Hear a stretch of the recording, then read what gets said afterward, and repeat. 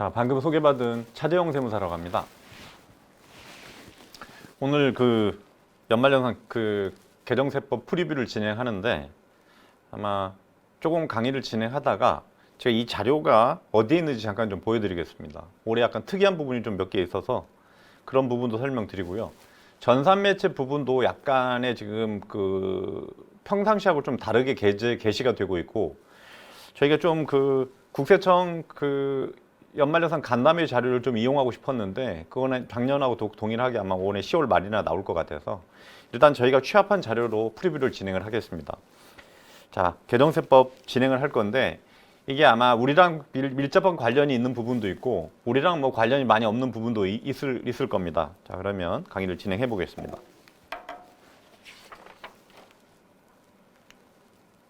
첫 번째 강의 주제는 소득세와 기타 세법에 개정된 부분을 좀 설명할 거고요. 그 다음에 개정 세식은 올해 많지 않습니다. 많지 않다는 거는 올해 아마 연말쯤에 서식이 많이 개정이 될 거예요. 왜 그러냐면 현재 나와 있는 서식으로는 연말정산을 수행할 수 없습니다.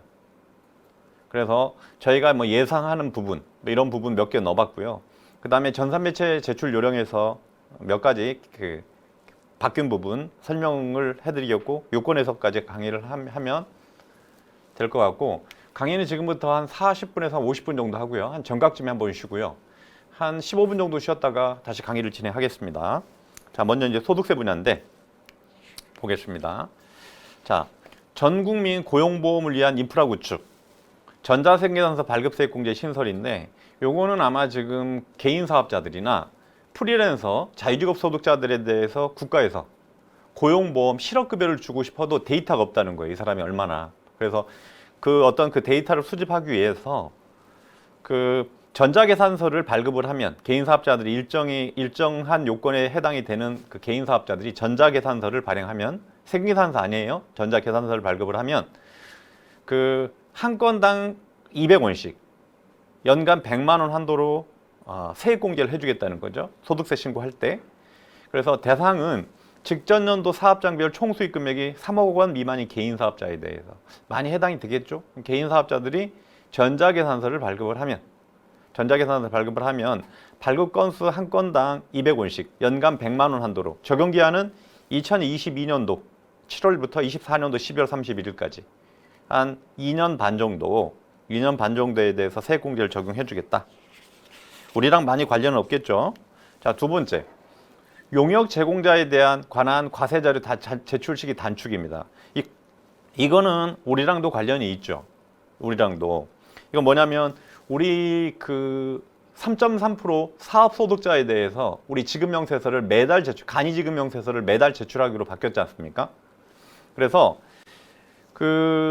이게 아마 실질적으로 고용보험과 많이 연결돼 있을 거예요. 실업급여 부분과. 그래서 원래는 과세 자료를 우리가 지급명세서를 1년에 한 번 제출해서, 지급명세도 마찬가지고요. 바로 또 이어서 설명할 과세 자료에 대해서도 말씀을 드리겠지만, 1년에 한 번씩 자료가 취합이 되다 보니까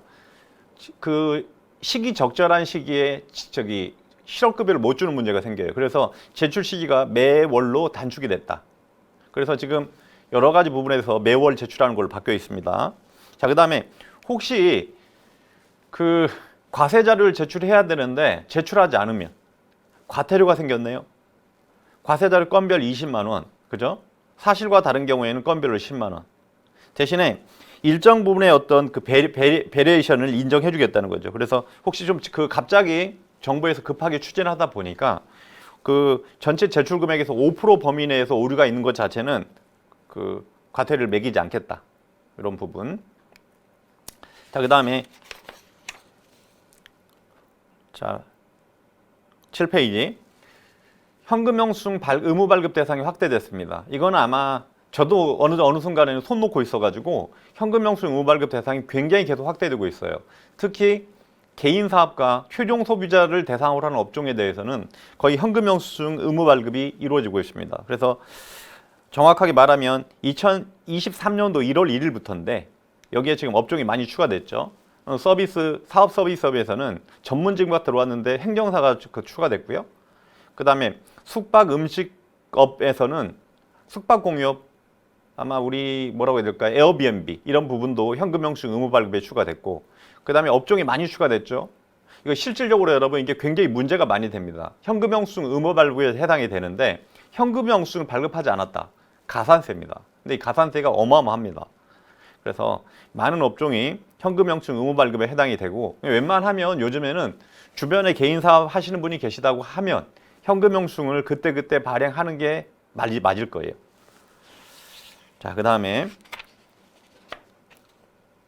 9페이지 그 전자계산서 의무 발급 개인 사업자가 확대됐습니다. 작년까지는 2억 원이었어요. 사업장별 2억 원이었는데 정확하게 내년도 7월 달부터는 수익 금액이 1억으로. 그럼 여러분 이 약간 상충되는 부분이 생깁니다.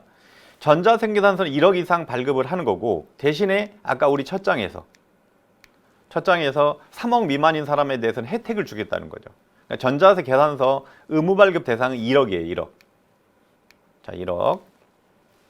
그래서 개인 사업자들 내년도 7월 1일부터, 현재까지는 2억인데 내년도 2023년도 7월 1일부터는 전자계산서 의무 발급 대상이 1억이다. 이제 점점 내려가는데, 제가 이제 그 업무를 하고 경험해 보면 어느 순간에 그 종이로 계산서나 생계산서를 발행하는 개인 사업자들이 전자로 발행하다 보면 익숙해지면 다시 못 돌아가더라고요. 그래서 전자계산서 의무 발급 대상이 확대됐다. 자, 그리고 이거 이제 설명하려고 하는 거예요. 자, 여기 10페이지.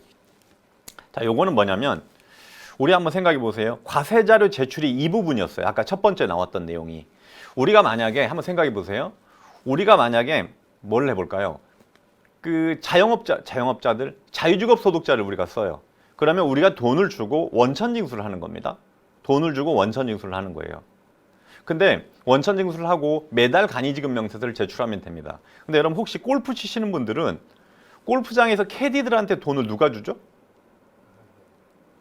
어떤 골프장은 캐디피를 포함해서 골프장에서 돈을 받고 캐디한테 주는 경우가 있습니다. 그럴 때는 캐디한테 돈을 줄 때 3.3% 원천징수하고 지급을 하겠죠.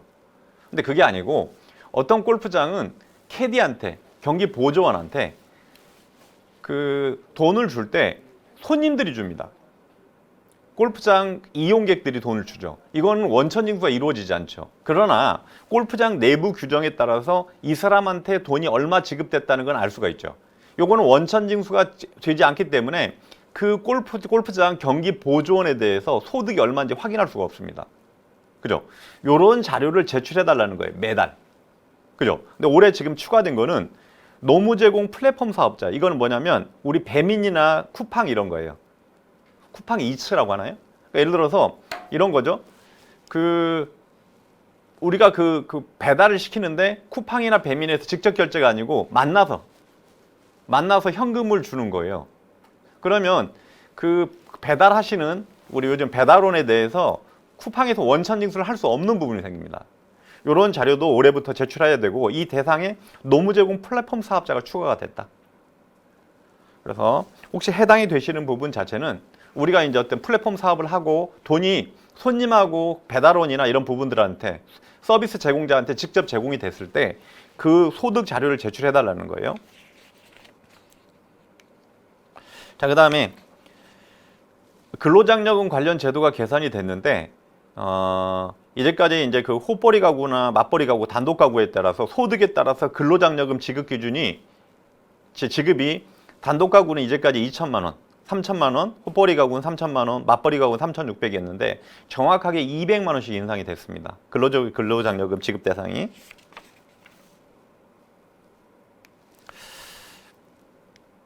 자, 그 다음에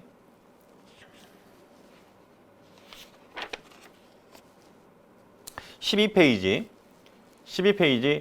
우리 지금 그 간이지급 명세서, 특히 근로소득 간이지급 명세서가 제출되는 이유가 근로장려금을 주려고 하는 거 아니에요? 그래서 아마 우리 상반기에 7월 31일까지 간이지급 명세서를 근로소득에 대해서 제출해주면 아마 그 소득을 가지고 12월 달에 근로장려금이 일부 지급이 일부 지급이 됩니다. 하반기 거 7월 달부터 12월 달까지 소득에 대해서는 우리가 1월 31일 날 간이지급명서를 제출하지만 그 자료에 대한 근로장려금은 6월 달에 지급이 되고요. 근데 소득이 확정이 안 됐기 때문에 언제 정산하냐면 그 다음 연도 9월 달에 정산이 이루어졌던 거예요. 근데 지금 법이 바뀌어서 하반기, 그러니까 다음 연도 하반기 다음 연도 6월 달에 근로장려금을 줄 때 그때 1년권 정산을 같이 수행하겠다는 거죠. 자, 이 부분이 바뀌었고요.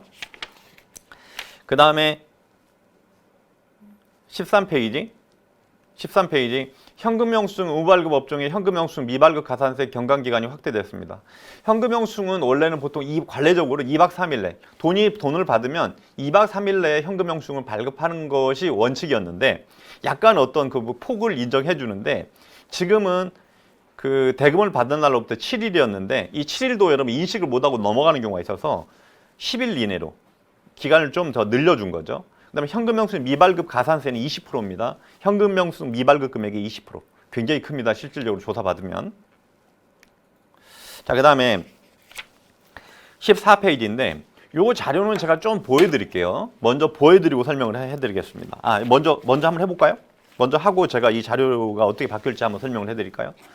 뭐냐면 우리 가상자산이 작년까지 굉장히 핫했는데 가상자산에 대해서 원래 정부가 22년도 올해부터 과세를 하기로 했죠. 근데 1년 연장했지 않습니까? 그래서 1년 연장해서 정확하게 말하면 2023년도부터 가상자산 소득에 대해서 과세하는 걸로 법이 바뀌어 있었어요. 그러면 정확하게 말하면 현재 법에 따르면 가상자산 소득에 대해서는 내년도부터는 과세가 이루어져야 되는 겁니다. 맞죠? 근데 요거 지금 정부의 개정안에 보면 제가 보여드릴게요.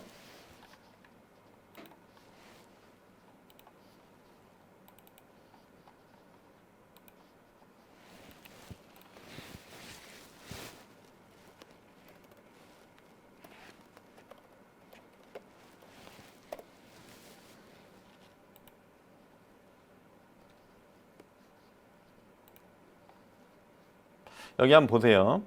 여기 이게 배너에 있어서 잘 못 찾겠더라고요. 2022년도 세법 개정안이 보이시죠? 보이시면 여기에 들어가면요. 여기 보도자료가 있습니다. 다시 별로 어렵지 않아요. 기획재정부 홈페이지에 들어와서 배너에 2022년도 세법 개편안이 있어요. 자세히 보기. 여기에 들어가면 여기 보도자료가 있어요. 이 보도자료에 가면 여기 내년도 세법 개정안이 여기 쭉 올라가 있습니다. 다른 거 보지 마시고 상세본만 보세요. 상세본. 개조식이나 개편안에 PDF도 있고요. 이 상세본을 보면 한글 파일이나 PDF 파일로 보면 내년도 세법 개정된 부분을 내년도 2023년도 세법 개정되는 부분을 여기서 볼 수 있어요. 근데 중요한 거는 내년도 세법 개정안이지만 소급 적용되는 게 올해 굉장히 많아요. 조금 이따 제가 그 강의 중에 설명을 해드릴 거예요. 소급 적용되는 게 굉장히 많습니다. 그래서 여기를 저희가 찾아보니까 뭐냐면 지금 가상자산 좀 이따 다시 보여드릴게요. 자, 지금 현재 가상자산 소득에 대해서 자 14페이지 보시면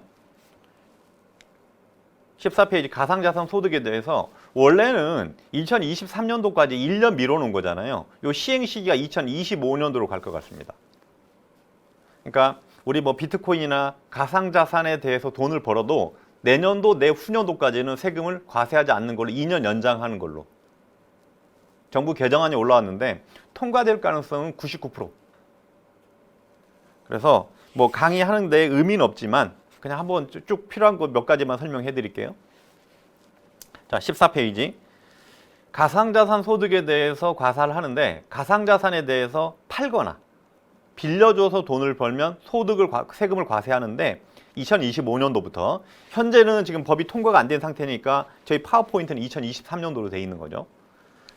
근데 소득은 무슨 소득으로? 종합소득 중에서 기타 소득을 하고요.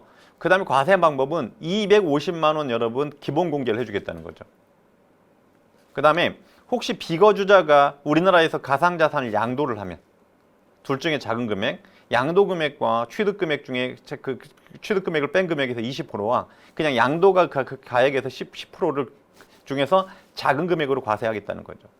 그리고 이 가상자산 양도한 거에 대해서는 가상자산에 대한 어떤 관리업자들이 있죠. 중개업자들이.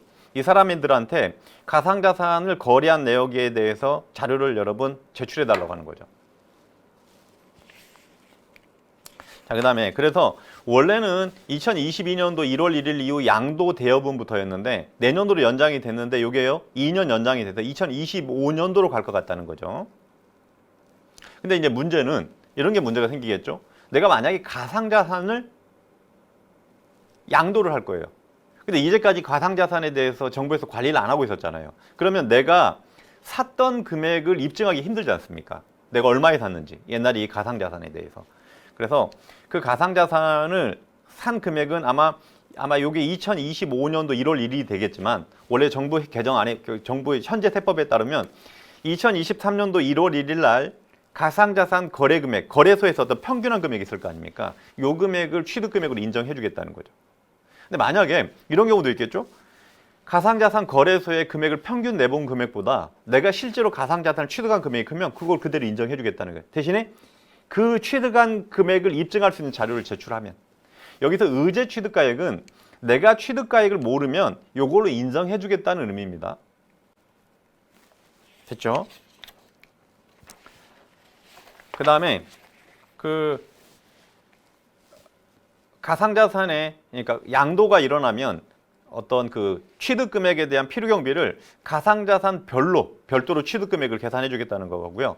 그 다음에 가상자산 사업자를 통한 거래는 이동평균법을 적용하겠다는 겁니다. 이게 아마 주식이 그럴 거예요. 자, 보세요. 가상자산 양도를 하면 원칙이 먼저 거래한 것을 순차적으로 양도한 걸로 본다고 되어 있죠. 이게 원칙이에요. 이게 선입선출법이죠. 근데 추가적으로 가상자산 사업자를 통한 거래는 이동평균법. 현재 주식이 이렇습니다. 주식 양도를 하면 대주주가 바뀌어요. 그러니까 예를 들어서 내가 대주주가 아니었는데 대주주로 바뀌었을 때 주식 취득 금액 자체를 보통 선입선출법으로 하는데 그 아마 증권사에서 시스템 자체가 이동평균법으로 관리를 하나 봐요. 그대로 여러분 신고하면 도움이 될 것 같습니다. 여러분 이것도 언제부터? 이것도 2025년도부터. 근데 여러분 주식에는 의미가 있습니다. 주식에는. 자, 왜 그러냐면 제가 예를 들어서 연말에 지금 현재 법은 대주주만 주식 양도소득에 대해서 과세가 이루어지죠. 근데 내가 어떤 이유 때문에 올해만 대주주예요. 어느 특정 주식에. 그죠? 그러면 예를 들어서 선입선출법과 이동평균법을 선택할 수 있는 상황이라고 하면 둘 중에 유리한 걸 가지고 여러분 양도소득세 신고할 수 있겠죠. 현재 세법에. 잘 한번 하면 여러분 이용 아마 도움이 될 것 같습니다. 저도 인식을 많이 못했는데 올해 5월 달에 저 수강하셨던 분이 저한테 전화가 왔어요. 자기가 대주주가 돼서 5월 달에 종합소득세 신고를 해야 되는데 주식에 대해서 해야 되는데 이동평균법이 가능한지 이 부분이 아마 주식에 해당되는 부분을 지금 같이 아마 준용을 해서 온 것 같아요. 한번 가상자산 떠나서 혹시 근데 이게 여러분 괜찮은 게요. 잘 보세요. 내가 올해만 대주주고 내년도부터는 대주주가 아닐 거예요. 그러면 포커스는 올해 세금을 줄이는 데 목적을 맞춰야죠. 내년도부터는 어차피 종소세 신고를 안 할 거니까. 특히 주식 하시는 분들. 그러니까 그 증권사를 통해서 주식 거래를 하는 사람은 이동평균법도 가능하다. 그러니까 유불리를 따져서 원래는 선입선출법인데 그거 여러분 확인하시면 될 것 같습니다.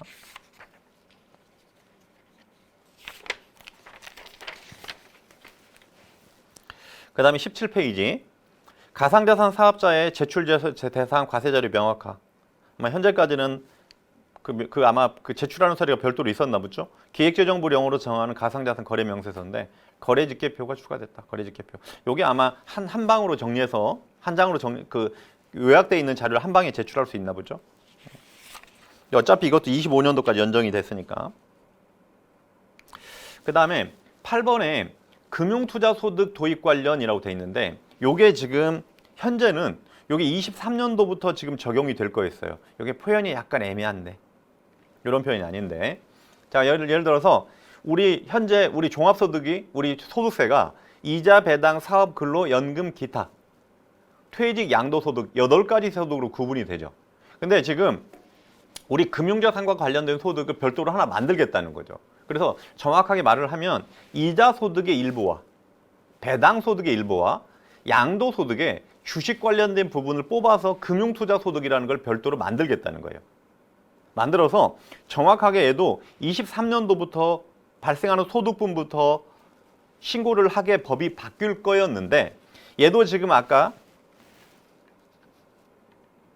얘도 여기 여러분 그 정부 개정안에 보면 이것도 2년 연장이 됩니다. 그래서 아마 지금 상장 주식에 대해서 주식을 하는 사람에 대해서 내년도부터는 금융투자소득으로 과세가 될 뻔했는데 이게 2년 연장이 된다는 거죠. 2년. 그러니까 금융투자소득과 가상자산이 2025년도부터 아마 올해 연말에 법이 바뀔 때 2년 연장해 줄 것 같아요. 개정안에 올라와 있는 거 보니까. 그러면 금융투자소득이 있는 사람 자체는 확정신고를 해야 돼요. 5월 달에 종합소득세 신고를 해야 됩니다. 종합소득세 신고를 해야 되는데 여기 혹시 분리과세 금융투자소득만 있는 경우에는 아마 일정 부분에 대해서는 금융권을 통해서 이자나 배당을 받는 사람 자체는 원천징수하고 끝날 거예요. 그런 사람은 5월 달에 종소득세 신고를 할 필요가 없는 거고요. 자, 5월 달에 종합소득세 신고를 해야 되는 사람 얘기하는 거예요. 2025년도 이후부터. 이거는 예정신고 대상 소득이 없는 자. 이건 아마 뭐라고 해야 되는 거냐면 내가 외국 주식에 직접 투자를 했어요. 돈을 벌었어요. 이거는 무조건 5월 달에 종소득세 신고를 해야 된다는 거예요. 왜냐하면 국내 금융권을 통해서 거래가 일어나면 원천징수가 일어납니다. 근데 내가 외국에 직접 투자를 하면 원천징수를 할 수 없겠죠. 이 사람은 금액 제한 없이 무조건 종소득세 신고를 해야 된다는 거죠. 네, 언제부터? 2025년도부터.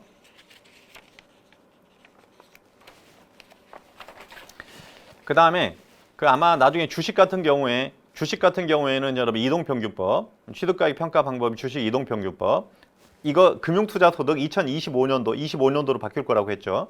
채권은 이동평균법과 개별법에 선택할 수 있었는데 앞으로 여러분 개별법만. 채권 하시는 분들은 개별법만.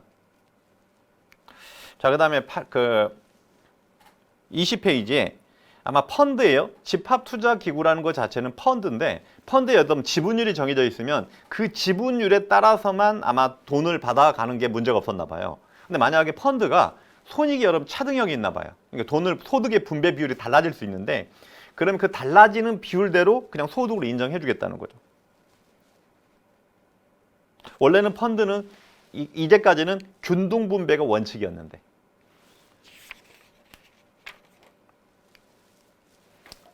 그 다음에 여기 보시면 21페이지 보시면 금융투자소득 여러분 기본공제가 5천만 원 있어요. 그러니까 주식을 해서 돈을 벌어도 5천만 원 정도까지 세금을 원래 없는 거예요. 근데 여기 보시면 중소기업이나 중견기업에 대해서 어떤 설명을 하는데 중소기업, 중견기업은 작년까지는 그 양도일 직전 연말에를 가지고 판단했는데 올해 법이 바뀌어서 이것도 아마 2025년도부터 본격적으로 시행이겠지만 양도일 현재, 양도 시점에 중소기업인지 중견기업인지 가지고 판단하겠다는 거죠. 그다음에 나머지는 넘어가겠습니다. 몇 가지 있는데 특별하게 아마 25년도부터인데 해당이 되시는 분들은 조금 참고하시고 여기까지 넘어가도록 하겠습니다. 8번. 자, 그 다음에 9번 보겠습니다. 9번.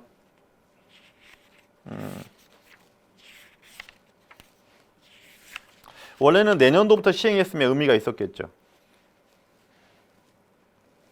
자, 그 다음에 31페이지. 금융투자소득 시행에 따른 펀드 조세 특례 재설계라고 되어 있죠. 그래서 아마 펀드 일정 부분이 아마 그 배당이나 이자가 중간에 섞여 있어서 아마 비과세 되는 부분이 이제까지는 배당 소득만 있었는데 펀드가 그 금융투자소득으로 일부 아마 분배가 될 것 같아서 금융투자소득에 대해서 비과세도 되고 분리과세도 적용해 주고요. 그 다음에 이제까지 뭐 특례라는 것 자체는 세금을 여러분 깎아주고 이런 부분에 대해 저축 지원에 대해서 이자 배당 소득만 있었는데 펀드가 금융투자소득으로 분류가 되면서 여기도 특례를 해주겠다. 2025년도부터. 자, 그 다음에 마지막 33페이지 펀드 조세 특례제에 대한 금융 합산과세 신청 절차인데 이것도 한번 보시고요. 자, 그 다음에 이제 우리랑 해당이 되는 부분이 34페이지부터 아마 많이 해당이 될 것 같습니다. 이것도 정확하게 말하면 2023년도부터인데 의미가 있습니다. 이거는 정확히 2025년도부터 연장될 거지만 우리 벤처기업에서 스탁옵션을 행사를 하면 그 행사 시에 근로소득으로 과세가 되죠. 회사를 다닐 때라고 하면 회사를 다닐 때 행사를 하면 근로소득으로 낼 수도 있고요. 양도소득으로 낼 수도 있습니다. 근데 이게 그 주식 사고 파는 것 자체를 원래 정부 안에 따르면 지금 현재 개정세법에 따르면 금융투자소득으로 여러분 이관될 거 아닙니까? 그래서 앞으로 그 벤처기업에서 스탁옵션을 행사를 하면 근로소득으로 세금이 낼 수도 있고 뭘로? 원래는 양도소득인데 2025년도부터는 금융투자소득으로 세금을 내는데 금융투자소득 기본공제가 5천만 원 있거든요. 걔는 적용하지 않겠다. 요거는 우리랑 일부 관련이 있죠.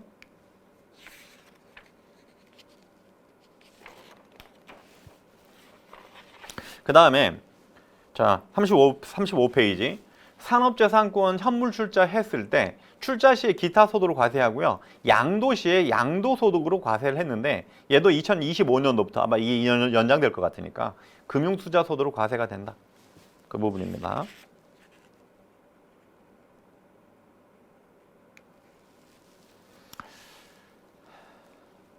그 다음에 이제 금융투자소득과 관련된 거의 끝부분인데 우리 개인 종합자산관리계좌가 일부 아마 금융투자소득으로 아마 이관되면서 아마 비과세 부분이 여러분 약정 부분 조정이 되는 부분입니다. 11번까지 넘어가고요. 자, 12번 19페이지 연금소득에 해당하는 퇴직연금 계좌 유형이 추가됐는데 올해부터 중소기업 퇴직연금이 새로 하나 생겼죠. 그래서 이 부분도 퇴직연금 계좌로 인정이 된다. 이거는 우리랑 관련이 있죠. 아마 근로복지공단에서 관리하는 뭐 중소기업 퇴직연금 부분이 있다는 거예요. 그 다음에 13번. 자, 13번은 연금계좌에 대한 부득이한 인출을 인출했을 때 기타 소득으로 여러분 고율로 여러분 과세가 되는데 부득이한 경우에 인출이 됐을 때는 연금소득으로 세율이 굉장히 낮죠. 3에서 5%로 여러분 과세가 되는 부분이 있는데 이 부득이한 사유에 요게 들어온 거예요. 사회 재난 지역으로 여러분 15일 이상 입원 치료를 했을 때. 근데 여기 보시면 사회 재난 지역 자체는 아마 코로나나 어떤 특별 재난 지역으로 선포된 지역을 말하는 거예요. 그래서 아마 이게 아마 모티브가 됐던 게 대구 처음에 코로나 처음 발발했을 때 이런 경우에 코로나가 확산되면서 15일 이상 입원 치료한 사람에 대해서도 부득이한 그러니까 연금 계좌의 부득이한 인출로 봐서 저율로 과세하겠다는 거예요. 저율로.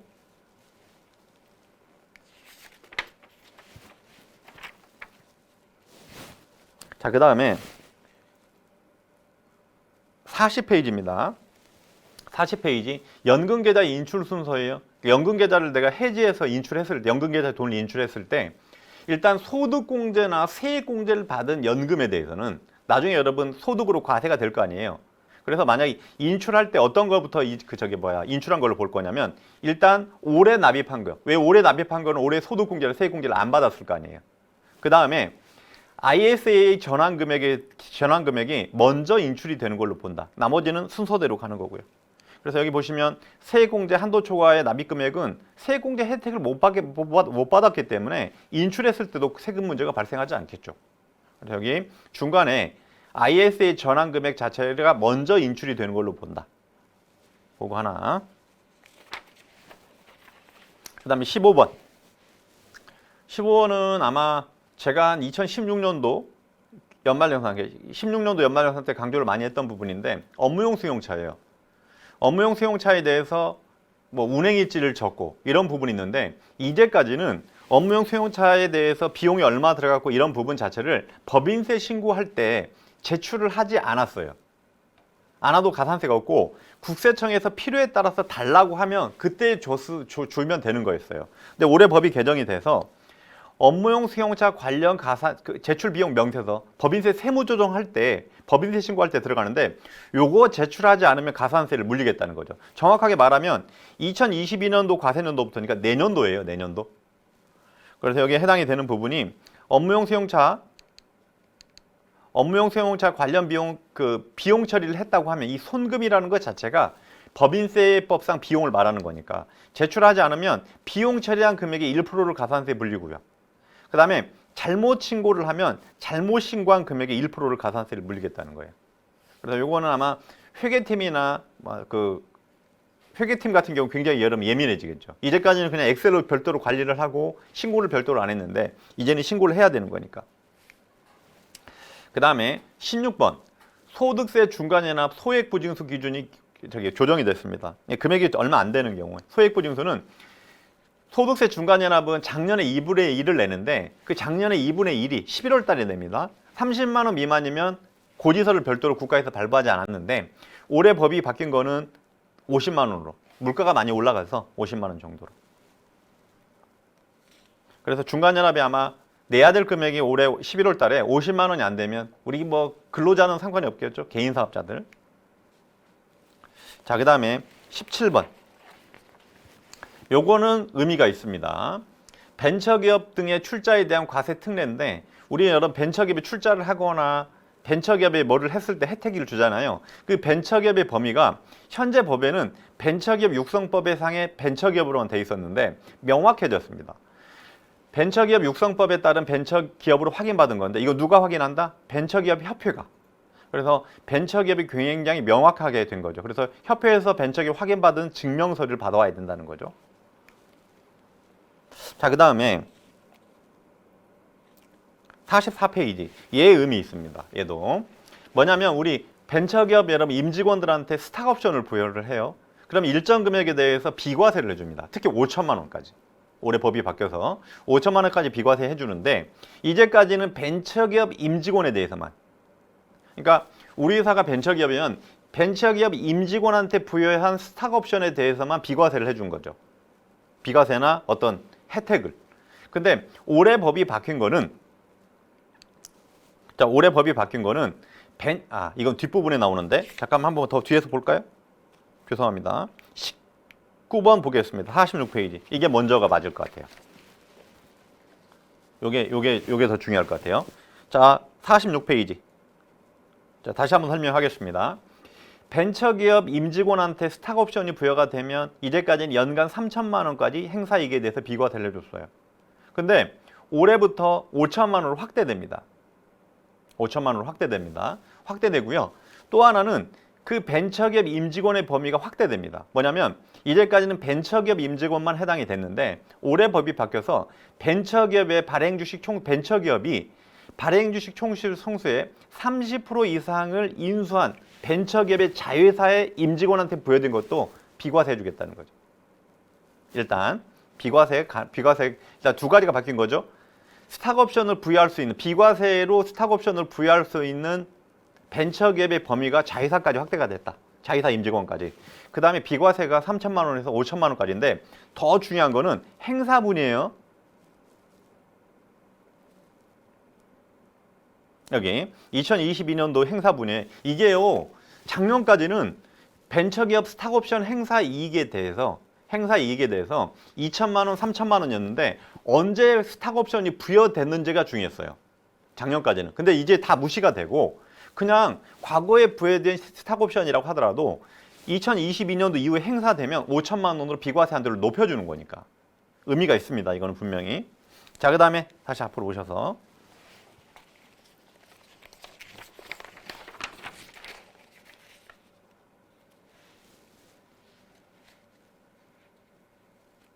자, 여기 아까 내용은 똑같죠? 대상이 벤처기업 임직원인데 벤처기업 자회사까지 포함이 되고 혹시 이제까지는 스탁옵션을 부여할 때 스탁옵션 행사 가격이 현재 시가보다 낮으면 이런 혜택을 아예 안 줬어요. 안 줬는데 지금부터 여기 여러분 과세 이연이라는 건 뭐냐면요. 과세 이연이라는 거는 이런 얘기예요. 내가 벤처기업 임직원인데 나한테 스탁옵션이 있어요. 부여가 됐어요. 그럼 스탁옵션을 내가 받았는데 진짜 주식으로 받았어요. 주식으로 받으면 받은 시점에 경제적 이익은 분명히 있는 거예요. 저한테. 받은 시점에 경제적 이익은 있는 거지만 지금 돈을 낼 여력이 없어요. 왜냐하면 주식을 팔아야지. 그래서 이런 경우에는 내가 근로소득으로 세금을 내도 되고요. 지금 당장 내도 되고 근로소득으로 나중에 이 주식을 팔았을 때 양도소득으로 과세가 될 수 있는 거예요. 근데 현재까지는 어떤 거였냐면 이 과세 이연이라는 게 그런 의미예요.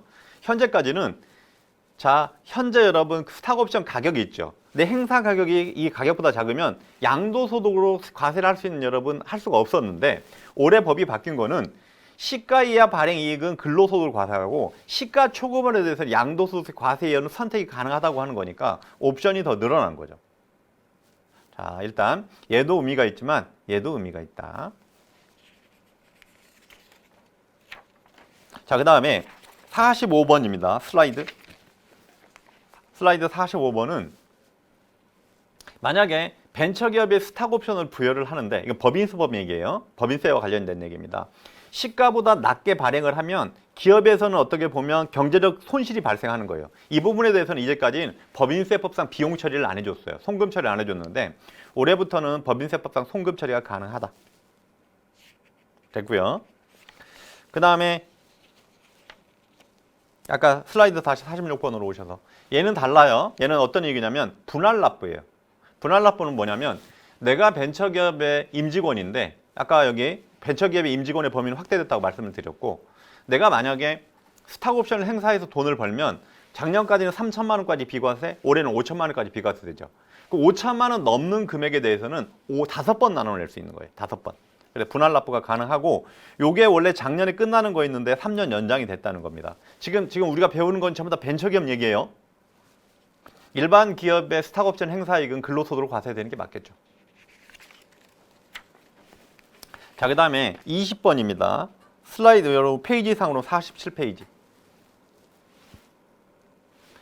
연말정산 간소화 자료, 지금부터 우리하고 해당되는 게 계속 나오겠죠.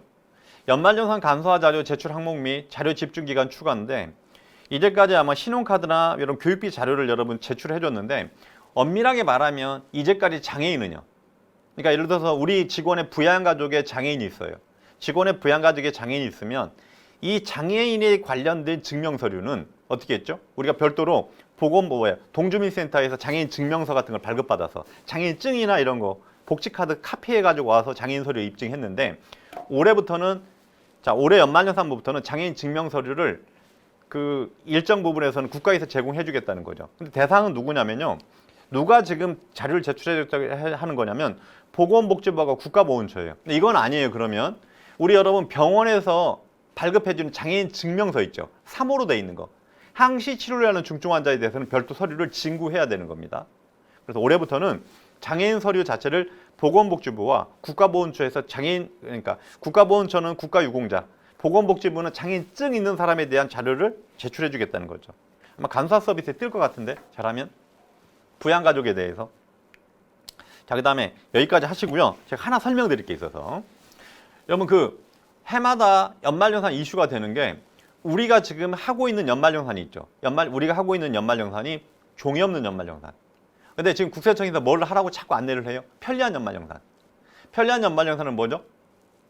아마 12월 말이나 1월 초부터 우리가 국세청에 우리 직원의 인적 사항과 그다음에 그 인적 사항과 총급여 이런 기본적인 자료를 제출해 주면 국세청 홈택스에서 연말정산, 그러니까 PDF 국세청에서 제공하는 간소화 서비스 제공하는 자료를 그냥 회사 전산에 한꺼번에 주겠다는 거죠. 어디서? 국세청 홈택스에서.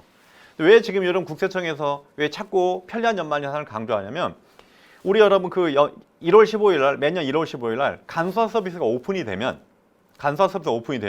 우리가 다 동시에 접속을 해서 다운받는 게 굉장히 국세청 홈택스나 국세청 전산에 굉장히 부담이 많이 가나 봐요. 근데 만약에 우리 회사 전체 직원이 10,000명이면 10,000명 자료를 한 방에 그냥 국세청 자료에서 움직이는 거는 국세청에서 부담이 없을 거 아닙니까? 이것 때문에 꼬시는 거래요. 근데 만약에 우리한테 편리한 연말정산을 국세청이 산다고 하면 간소화 서비스 자동으로 업로드 된 거에 대한 가산세를 물리면 안 되지. 근데 거기에 대해서는 또 가산세를 물리겠다는 거 아니에요. 그러니까 편리한 연말정산에 대해서 우리한테 페널티를 안 물린다고 하면 편리한 연말정산은 정말 실익은 있죠. 요즘에는 정말 뭐예요? 별도로 서류를 제출해서 우리가 입력하는 게 별로 없으니까. 근데 여러분 저 같은 경우에는 냉정하게 간소화 서비스에 제공이 되는 많은 자료를 공개를 못 받아요. 뭐 주택자금과 관련된 건 다 못 받아요. 이거를 그냥 업로드해서 그대로 적용을 받으면 다 가산세죠. 그래서 편리한 연말정산의 내부 얘기를 들어보니까 그 얘기입니다. 그러니까 회사한테 전체 직원 10,000명의 자료를 한 방에 주면 국세청 서버에 부담이 없으니까 그렇게 하라고 지금 자꾸 유인을 하는 거죠.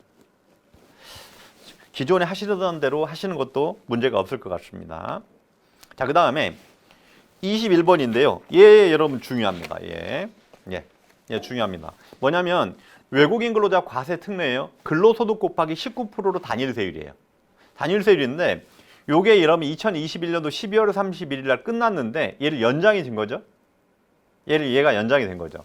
그래서 외국인 근로자 단일세율 분리과세 자체가 분리과세에 대해서 원래 2021년도에 끝나는 건데 언제? 23년도까지 연장이 됐다. 올해 개정세법 이게 다예요. 근데 여러분 요게 중요하죠. 요게 적용기한이 언제예요? 외국인 근로자 단일세율은 최초로 근무를 시작한 날로부터 5년간만 적용이 됩니다. 5년간만. 근데 요게요. 요게 다시 의미가 있어서 여기 2022년도 세법 개정안인데 2022년도 세법 개정안이라는 의미는 내년도 세법을 말하는 거예요. 정확하게 말하면 2023년도 세법을 말하는 겁니다. 여기에 가면 요거 여러분 폐지하겠대요. 폐지하겠다 요거. 그래서 외국인 근로자 단일세율 분리과세를 연구하겠다는 거예요. 이제 적용기한이 없어지는 거니까 죄송합니다. 적용기간이 없어지는 거예요. 5년 제한이 없어지는 거예요. 근데 여러분 올해 억울한 사람이 생길 수 있습니다. 자, 작년까지 5년이 끝났어요. 올해 못 받았어요. 이런 사람도 있을 거고 이런 사람은 내년도에 적용이 될까요? 안 될까요? 현재 세법 개정안에 따르면 적용되는 걸로. 과거에 예를 들어서 2010년도에 들어와가지고 5년이 2015년도에 끝났어요.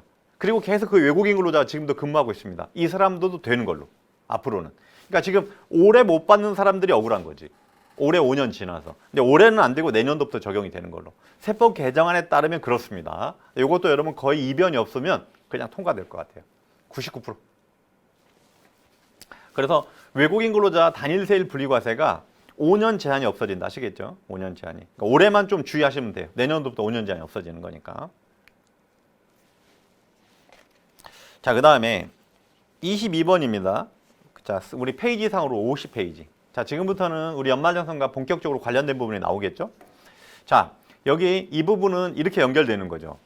우리 근로소득 과세 제외 항목이 2021년도에 세법이 개정이 돼서 2021년도 세법이 개정이 돼서 근로소득 과세 제외 항목이 뭘로 바뀌었어요?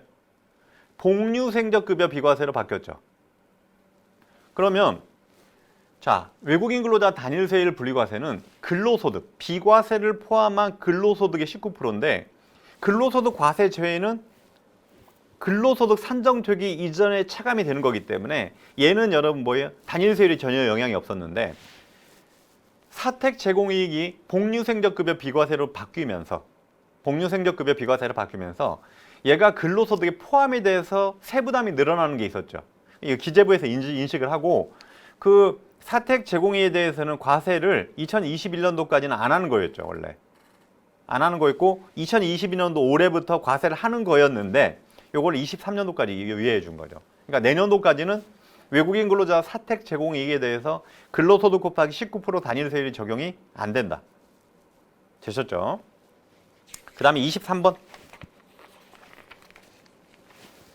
외국법인 소속 파견 근로자의 원천징수 요건이 개선이 되는데 요건 아마 우리 회사가 이런 경우에 많이 걸 거예요. 외국 법인의 자회사. 근데 외국의 엔지니어들이 우리나라에 파견 나오는 거예요. 파견 나오고 이 사람한테 돈을 우리가 외국 법인에 송금을 하면 돈을 우리가 송금을 해주긴 하지만 이 인건비를 실질적으로 우리가 부담을 하는 거죠. 이럴 때 우리한테 일정 부분의 원천징수를 의무화시켰는데 요건은 과거죠. 대기업이죠. 직전 연도 우리 회사 매출액이 1,500억 이상이거나 자산총액이 5천억 이상이고 업종 제한이 있었어요.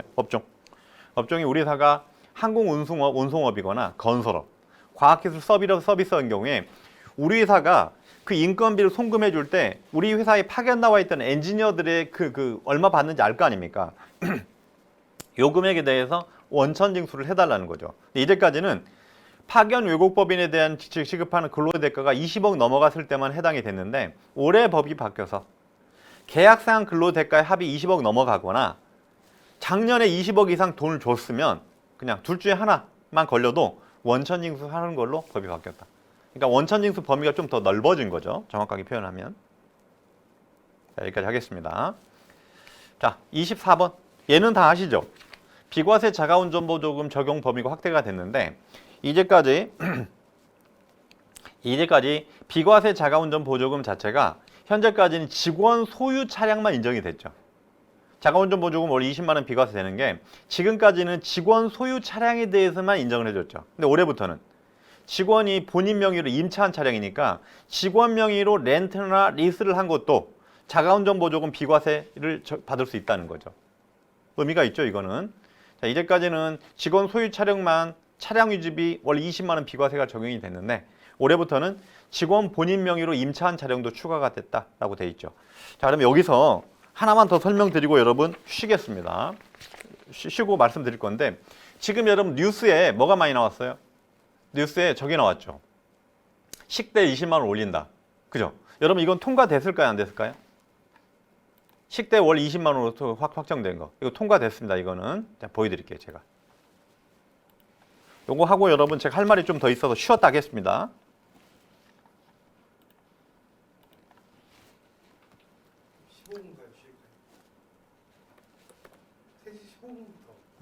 좋습니다. 이거 하나만 보여드리고 국가법령정보센터에서 제가 하라는 대로 보세요. 여기 법령에 최신 법령을 보세요.